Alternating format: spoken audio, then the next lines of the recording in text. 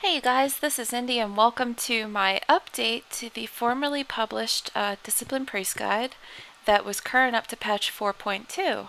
Now this addendum to that disc guide is going to discuss some of the stat weighting that I had formerly mentioned as priority stats for disc priests in 4.2. Now while all of the information in that guide may still be accurate, there's a couple of things I'd like to go over in some changes that actually are beneficial to disc priests, and just to kind of clarify on a few of those things that may have changed since then. So here we are at our friendly Reforger. Just going to go over some of the things. I've already gone ahead and reforged most of my gear. Now if it was a primary stat of haste, such as my shoulders here, what I've done is I reverted the reforge so that it would be all haste and no mastery. Initially what I had done with any gear that had haste on it is I reforged the haste into mastery. If the primary stat was crit, I reforged that into mastery. So what we're doing is we're kind of reverting those decisions. Likewise with the Crown of Burning Waters, as you can see here, it's a straight up mastery. Instead of just keeping that, as I initially did, I take the mastery and reforge that into haste. Okay, so when we're done with our reforging, or more like reforging, we go through our gemming, and any instance of the Artful Ember Topaz, which was intellect and mastery, got replaced with a Reckless Ember Topaz, which are intellect and haste. And that was about 4 or 5 gems throughout my gear that got replaced with these. The reason we're swapping these over is for the same reason that we swapped over our enchants. As you can see here on my gloves, instead of the mastery, we put on the plus 50 to haste, as well as the boots. And I think those are the only 2 enchants that change there from haste to mastery. It's because we're changing the way that we value these stats. My mastery used to be up over 20, and now as you can see it's 12.03. And as I continue to upgrade pieces, I'm sure that's going to go down even more towards the 10 range. But our haste was, I don't know, it was like 3.25%, is now 16.25% unbuffed. So it's a huge seesaw that's just happened here with our stats. And I'm going to explain more as to why we did this in a few moments. Okay guys, let's just talk about some of the changes to the talents that we'll see here with my update, and why, most importantly. Now, the first thing that you'll see that's the most noticeable under the discipline tree is the lack of Archangel and Atonement. Oh my goodness, this was like so hard for me to do because it goes against like everything that I truly love to have in this disc tree. But for my particular application, as a healer in my raid, and you may find for your own self that, especially in hard mode raiding, the application of this talent, your ability to use it, it becomes very slim. Now, granted, at the very end of like the Ragnaros fight, when like everybody's kind of running around, not a whole lot of damage is being taken, you could certainly utilize this, but for those teeny moments that you could use this, it doesn't pay off to throw all the points into that. So, that aside, one point in time I was live streaming a raid. A very good disc friend of mine came up to me and, in a tell and a real ID tell said, you should really consider changing some of these things because you'll see your HPS go way up. And he and I used to like look to him for advice when I was making any changes or decisions. So he made some changes and noticed something really benefiting him, and he shared that information with me, and now I'm going to share that with you, but certainly going to give Scapes credit for initially bringing this info to me, is that my initial guide that valued mastery above anything else may still be applicable for you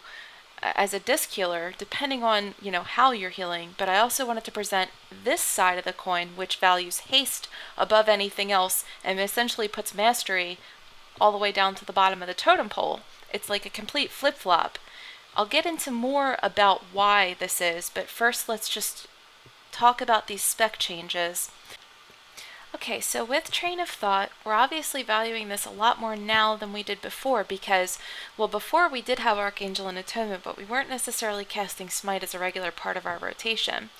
In addition to that, we were more bubble spamming than anything else, so we weren't necessarily spamming Greater Heals to benefit this talent either. Now that we are using Greater Heal as a regular part of our rotation, this becomes so much more valuable because with Inner Focus, you're receiving not only the mana reduction of 100%, but you're receiving a 25% chance to crit healing. And as you know, with the buff to crit healing, not only is that valuable in itself, but the Divine Aegis that procs off of those crit heals also going to benefit very much from this talent. The Strength of Soul that we've taken, just decided to do this because in its application to tank healing alone, it's very valuable, especially in hard mode raiding. You'll notice that with the heavy spike damage that gets taken, not only with healers cycling all their cooldowns, the ability to keep a shield up more is just very valuable. So that's why I took the points that I saved into these two talents. Now, the first thing that most of you will notice and comment on, and I've even gotten messages about this before, is why no inspiration. And I do not recommend skipping inspiration to any other priest healer. This is just in my particular application as a raid healer. In my raid comp, I do not need it. In other words, my healing officer instructed me to skip this talent because it is not needed in my case. We have other priests and other healers that are applying this buff with their own talents. So instead of putting 2 points into this, I took Darkness for 2 points, which does increase my haste even further. And of course I keep Veiled Shadows just because I'm able to keep my Shadow Fiend up more frequently with that talent. But like I said, with Inspiration, unless instructed otherwise by your raid leader or healing officer or whoever, you should take this talent. It should be a no-brainer for a healing priest, whether holy or disc.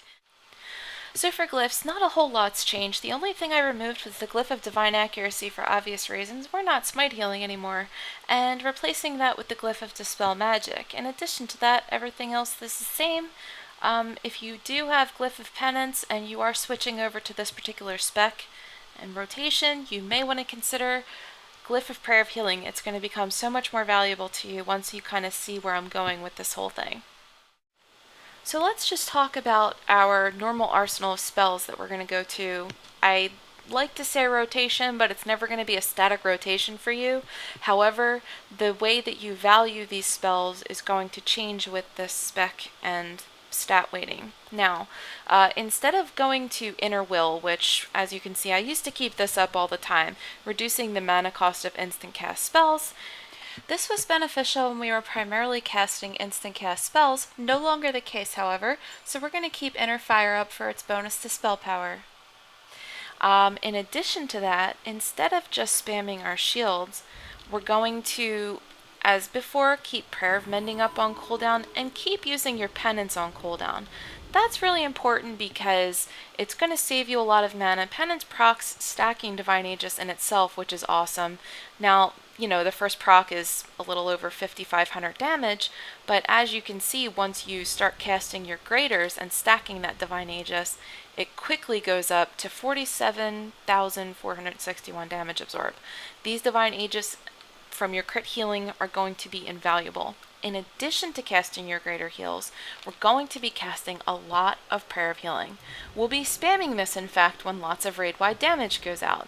Not only will they automatically proc Divine Aegis regardless of crit, they're going to proc Divine Aegis on every target. They're going to also, when glyphed, which is why I said to glyph Prayer of Healing, is it's going to put a hot on all of these targets that are affected by your POH. So not only are you getting those rolling hots, you're getting the Divine Aegis on everybody. That will stack, and mastery aside, you're going to find that this is invaluable. And in combination with Inner Focus, which is going to be having a lot of uptime because your cooldown is reduced with every greater heal. As you can see here, with every greater heal I cast, my Inner Focus gets closer and closer to becoming available. Now, what you want to do with this is keep this going so you don't go So like when it's available, you certainly want to click it to proceed the next heal and just keep that going. And of course, crit heals are going to keep proccing these Divine Aegis, which is awesome. And aside from that, aside from using your penance on cooldown, you're going to be using a lot of greater heals, prayer of healing. You're not going to see too much spam bubbling at all. Not a whole lot of casting renews. So it's a lot different than the former rotation, but I feel like once you see the application and the fact that you're not directly spam shielding people, but you are in a way because you're proccing those Divine Aegis all over the place, and it's like in itself it's spam bubbling. So I think you're really going to enjoy it, but you can try for yourself and just kind of compare logs from one week against the other like I did, and that's when I decided to just go headfirst into haste. Well, thanks for tuning in to watch this update on the originally published 4.2 Discipline Priest Guide. Now, I realize this is completely flip-flopping the original recommendation to value mastery above anything else. Now, while that's still effective, and while that may still be the way that you choose to heal, I wanted to present more than one way of looking at it, completely flipping it over, taking haste and putting that all the way up to the top, and just taking mastery and putting that all the way down to the bottom, because it is an effective way to heal, and you may find by switching this for yourself and swapping up the rotation a little bit, and then kind of reglyphing and chanting and just experimenting for yourself, that this is better for you too. And I'd love to hear the feedback from you guys and just kind of see what you think about this and how your effective healing has changed, if any. Just let me know, leave comments. I read them all and I do appreciate them very much. Well, guys, that's all I have for today. Thanks for watching, and this has been Indy with TGN.